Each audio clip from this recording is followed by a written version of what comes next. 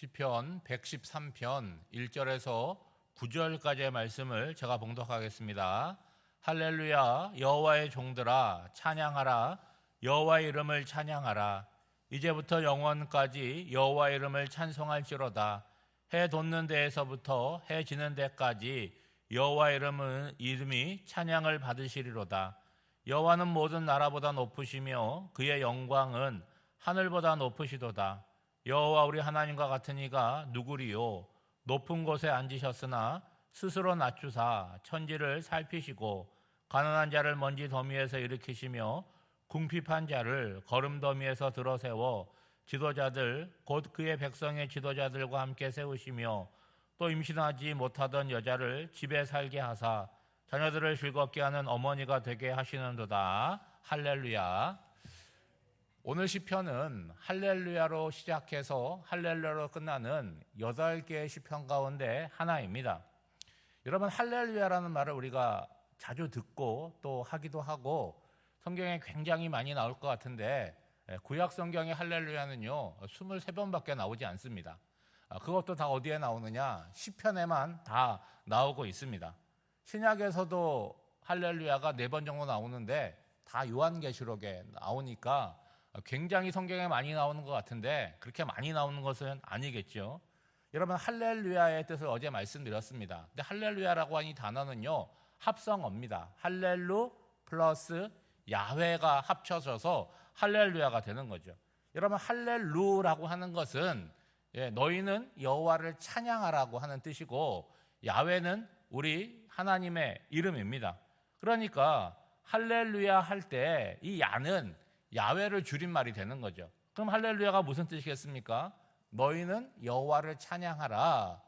그 뜻이 되는 거죠. 그러니까 시편 113편은 너희는 여호와를 찬양하라는 말로 시작을 하고 너희는 여호와를 찬양하라는 말로 마무리가 되는 그런 시입니다. 그러면 여러분, 왜 시인은 여호와를 찬양하라고 명령을 할까요? 그리고 여호와를 찬양한다는 것은 도대체 어떤 의미일까라는 걸 한번 생각해 봐야 되는데 오늘 본문은 9절까지 있지 않습니까? 그러면 3단락으로 나눠보면 그냥 3절씩 나눠보면 될 겁니다. 여러분, 1절에서 3절을 먼저 보면 매 절마다 반복되는 단어가 있습니다. 그게 뭐냐? 여호와의 이름이라고 하는 단어죠. 여러분, 구약 성경을 이렇게 기록을 하거나 필사를 하게 될 때 하나님의 이름을 기록할 때는요 뭐라고 기록을 했냐면 모음을 쓰지 않고 자음만 4글자로 기록을 했습니다. 이거를 영어 단어로 하면 YHWH 이렇게 표기를 하는 거예요. 여러분, 모음이 없으면 발음할 수가 없잖아요. 예를 들어서 여러분 이름에도 제 이름을 쓰는데 기역, 시옷, 히읗 이렇게 해놓으면 그걸 어떻게 읽겠습니까? 읽을 수가 없는 거예요. 그럼 왜 이렇게 했느냐? 이스라엘 백성들에게 있어서 하나님의 이름은 너무 귀한 거예요. 그래서 성경을 읽다가 필사할 때 하나님의 이름이 나오면요 가서 모욕하고 오는 거예요. 그리고 발음하지 않고 그냥 넘어가게 되는 것이고 혹은 이제 주님이라는 이름의 뜻인 아도나이로 부르고 넘어가게 되었다는 거예요. 그렇게 시간이 흐르니까 본래 그 발음이 어떠했는지를 아무도 알지 못하게 되는 거죠. 그래서 이 야훼라고 하는 단어는 본래 하나님의 그 발음에 가까웠을 것이다 추정하는 것이고 우리 성경에 여호와라고 나오지 않습니까? 그 남아있는 4개의 자음에다가 아도나이라고 불렀던 그 모음을 갖다 붙인 게 야훼가 되는 거죠. 그러니까 그렇게 읽는 것입니다. 여러분, 호렙산에서 모세가 소명을 받을 때 하나님이 모세를 향해서 뭐라 그럽니까? 애굽으로 가라 그러잖아요. 그때 모세가 묻잖아요. 누가 나를 너에게 보냈느냐? 물으면 뭐라고 대답합니까? 하나님의 이름을 물었습니다. 그때 하나님께서 뭐라고 말씀하셨냐면 이름을 말하지 않으시고 나는 스스로 있는 자다, 지존자라고 말씀을 하셨죠. 다시 말하면 우리 눈에 보이는 것들은 다 이름이 있고 이름을 통하여 존재를 인식하는데 하나님은 우리가 인식할 수 있는 그 존재를 넘어서는 존재라는 거죠. 그래서 우리가 기껏해서 하나님을 표현할 때는 뭐라고 표현합니까? 우리가 알고 있는 단어 가운데 가장 좋은 단어, 하나님은 사랑이시다, 하나님이 용서이시다, 하나님은 긍휼이시다, 자비이시다, 이렇게밖에 표현할 수 없는 거죠. 오늘 1절 말씀에 보면 1절을 이렇게 풀어보면 주어는 뭡니까? 여호와의 종들이죠. 목적어는 여호와의 이름입니다. 동사는 찬양하라고 나오고 있어요. 2절에는 뭐가 나오냐면 시간적으로 언제까지 찬양을 해야 되냐?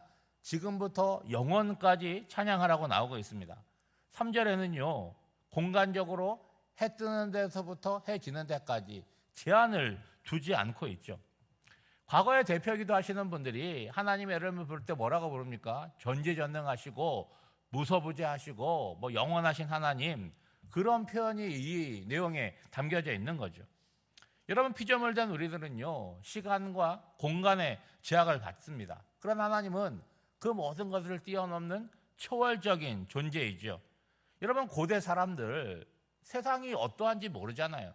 지구가 둥그런지도 모르는 거예요. 그러니까 내가 태어난 곳에서 그 반경에서 살다가 죽게 되는 거죠. 저 멀리 보이는 산 너머에는 뭐가 있는지, 아니면 저 바다 끝에는 뭐가 있는지, 그들에게는 어떤 세계입니까? 미지의 세계고 모르는 세계라고 하는 거죠. 여러분, 시간적으로 영원하고 공간적으로 제약이 없으신 하나님에 대해서 피조물 된 우리는 무엇을 할 수 있을까요? 그 질문에 대해서 시인의 대답은 뭡니까?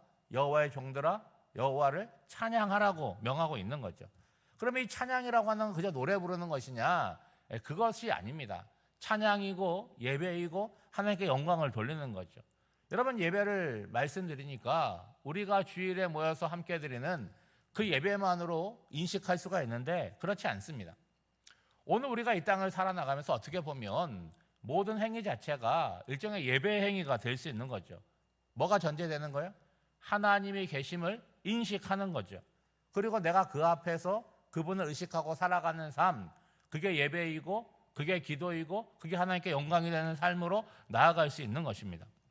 여러분, 여호와의 이름을 찬양하라는 것은 우리의 삶을 그 여호와 하나님께 온전히 맡기는 신앙적인 결단을 하라는 그런 의미를 담고 있습니다. 여러분, 두 번째 단락은요 4절부터 6절까지를 나눌 수가 있는데 여기에 나오는 주된 주제는 여호와의 위엄입니다. 우리가 찬양해야 될 하나님의 위엄은 근접할 수 없는 절대적인 권위라는 거죠. 뭐라고 나오고 있습니까? 여호와는 모든 나라보다 높으시다. 그의 영광은 하늘보다 높으시다 라고 말하고 있습니다.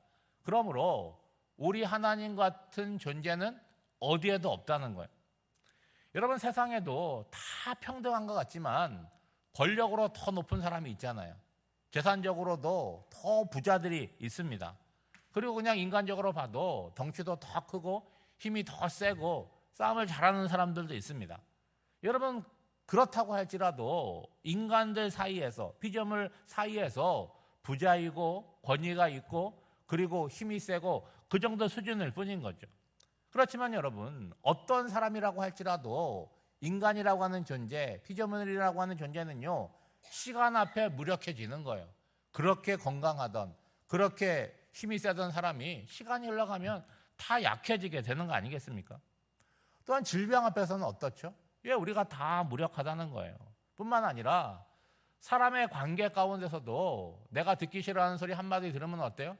잠도 못 자고 마음이 흔들리는 그 연약한 존재가 바로 우리라는 거죠. 그런데 우리 하나님은 차원이 다르십니다. 하나님이 어디 계세요? 높은 곳에 앉아 계시는데 거기가 어디냐? 하늘 보좌이겠죠. 근데 중요한 건 뭐냐?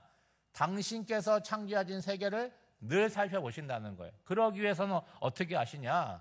스스로를 낮추시고 계시다는 거죠. 여러분, 인간의 과학이 발달해서 이제 우주는 그저 미지의 세계만은 아니지 않습니까? 벌써 오래전에 인간은 달을 밟기도 했고 요즘은 뭐 얘기합니까? 우주 여행을 이야기하고 화성으로 이주한다는 이야기를 하면서 아주 구체적인 계획도 다 짜놨습니다. 여러분, 인간의 입장에서 보면 대단하지 않습니까? 우리가 비행기 타고 외국 가는 것도 아니고 그렇게 우주선을 타고 우주에 나간다? 우리 모두에게 해당되는 일이 아닐 수 있지만 우주에 대한 사진도 볼 수 있고 그렇게 얘기를 합니다. 그런데 여러분, 그 넓은 우주의 개념에서 볼 때는요 아무것도 아닌 거잖아요. 여러분, 화성으로 이주를 한다 할 때 화성이 어디에 있습니까? 지구 옆에 있는 별이 화성이에요.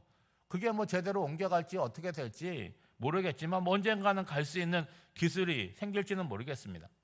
우리가 속해 있는 지구가 태양계에 속해 있는데 태양계가 얼마나 큽니까? 그 태양계에 있는 별조차도 우리는 다 가보지를 못했어요. 그 우주선이. 그러면 그 태양계와 같은 공간이 우주에는 얼마나 많을까요? 한 10개쯤 될까요? 제가 조사해 보니까 셀 수가 없다는 거예요. 그러니까 우리가 은하라고 얘기하지 않습니까? 은하계, 우리가 속해 있는 은하계만 해도 수천억 개로 추정을 하는 거죠. 여러분, 거대한 우주적인 관점에서 보면 우리 인간이 작다, 보잘것없다, 그렇게도 표현할 수 없는 마치 없는 것과 같은 존재에 불과한 것이죠. 여러분, 6절을 다시 보면 하나님이 자신을 낮추신다 그렇게 표현하잖아요. 이게 뭡니까? 성육신 사건이고 십자가 사건이고 빌립보서에 나오는 것처럼 자기를 비우신 케노시스의 사건입니다. 가장 높으신 분이 가장 낮은 자리로 내려오신 사건이 되는 거죠. 그로 말미암아 우리가 뭘 얻었습니까? 구원을 얻었고 생명을 얻었다는 거예요. 마지막으로 7절에서 9절은 마지막 단락인데 여호와의 긍휼을 전하고 있죠. 여러분, 하나님께서 자기를 낮추시고 피조 세계에 오셔서 어떤 일을 하셨느냐라는 질문을 한다면 그분이 우리가 사는 땅에 오셔서 긍휼과 자비를 베푸셨다는 거예요. 여러분, 구체적인 내용으로 기록하고 있지 않습니까? 가난한 자를 일으켜 주셨다는 거예요. 그리고 궁핍한 자를 들어 올리셨다는 거예요. 임신하지 못하던 여자에게 자녀를 주사 어머니가 되게 하셨다는 거예요. 여러분, 한마디로 말하면 고대 시대에 사람답게 살지 못하던 사람들을 하나님께서 만나 주셔서 그들로 하여금 사람답게 살게 하셨다. 그래서 우리 하나님은 긍휼의 하나님이시다. 그렇게 시인은 노래하고 있는 거죠. 사랑하는 여러분, 우리는요 이 세계를 다 알 수가 없습니다. 사실은 우리 삶에 벌어지는 일들도요 어떤 거는 다 이해할 수가 없어요. 그러니까 부분적으로만 알 뿐이라고 하는 거죠. 그러므로 하나님 앞에서 우리가 말할 계제가 아니죠. 하나님의 은혜를 잠잠하게 구할 뿐이고 우리의 입술을 열어서 하나님의 이름을 찬양하고 예배드릴 뿐입니다.